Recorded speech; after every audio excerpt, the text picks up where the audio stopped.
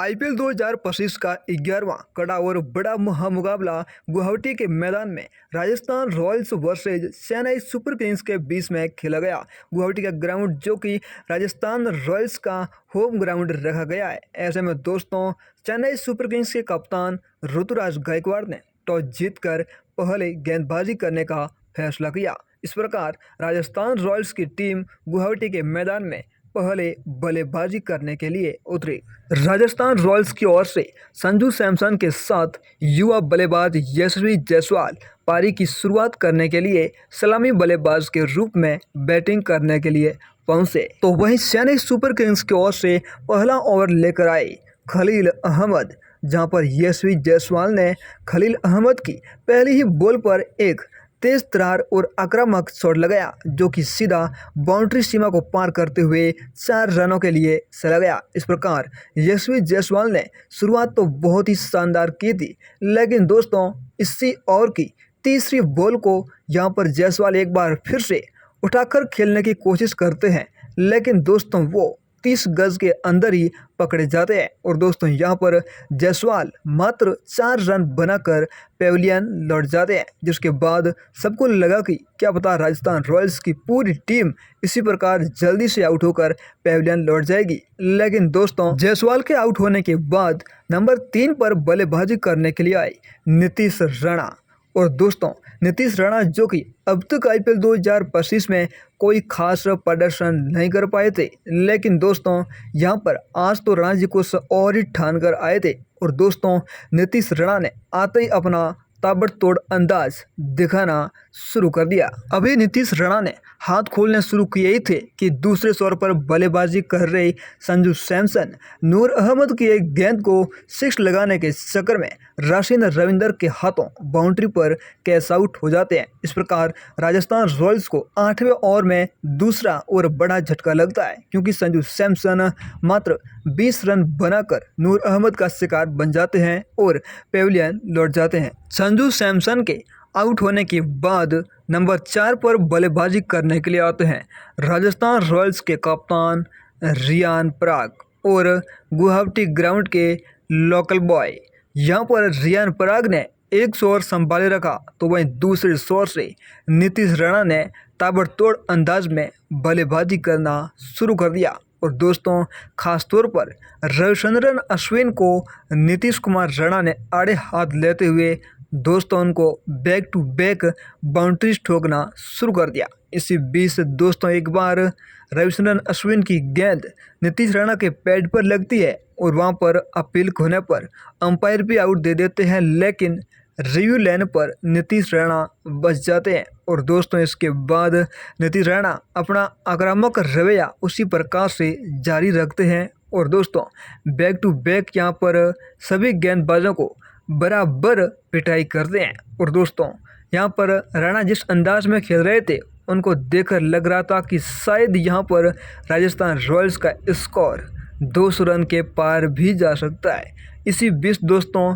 दूसरे छोर पर रियान पराग ने भी बड़े और आक्रामक शॉट लगाने शुरू कर दिए, जो कि दोस्तों गुवाहाटी ग्राउंड जो कि उनका होम ग्राउंड है, जहां पर पराग के काफ़ी फैंस भी उनकी झलक देखने के लिए आए थे। और यहां पर रियान पराग ने अपने फैंस के लिए हाथ खोलने शुरू किए ही थे कि 12वें ओवर में नीतीश राणा जो कि पहले तो अश्विन की 2 गेंदों पर शानदार 2 हिट लगाते हैं, लेकिन यहाँ पर अश्विन के ओवर की चौथी गेंद पर स्टेप आउट करके एक स्ट्रेट में 6 मारने की कोशिश करते हैं, लेकिन अश्विन वहाँ पर चालाकी करते हुए गेंद को काफ़ी वाइड फेंकते हैं, जिसकी वजह से नीतीश राणा बॉल तक नहीं पहुंच पाते हैं और बॉल पीछे महेंद्र सिंह धोनी के गलव से चली जाती है। और दोस्तों पीछे वहां पर जब तक नीतीश राणा पीछे देख रहे तब तक महेंद्र सिंह धोनी ने काम तमाम कर दिया और दोस्तों राणा वहीं से पेविलियन लौट गए। इस प्रकार दोस्तों यहाँ पर नीतीश राणा की एक बहुत ही महत्वपूर्ण मात्र 36 गेंदों में 81 रनों की शानदार पारी, जिसमें कुल 5 सिक्स तो 10 चौके शामिल थे, वो दोस्तों यहाँ पर अश्विन और धोनी के हाथों यहाँ पर समाप्त हुई। लेकिन दोस्तों आउट होने से पहले नीतीश राणा ने एक बहुत ही बड़ी इनिंग अपनी टीम के लिए खेल दी थी, जिसकी वजह से राजस्थान रॉयल्स इस मैच में काफ़ी अच्छी कंडीशन में पहुंच गई थी। इसके कुछ समय बाद ही कप्तान रियाग पराग भी यहां पर पथिर राणा की गेंद पर बोल्ड हो जाते हैं और फिर यहां पर थोड़ी बहुत कोशिश करते हेटमायर, और इस प्रकार राजस्थान रॉयल्स का स्कोर 20 ओवरों में 9 विकेट खोकर 182 रनों तक पहुंचता है और ये मैच जीतने के लिए चेन्नई सुपर किंग्स को 183 रनों का टारगेट मिला।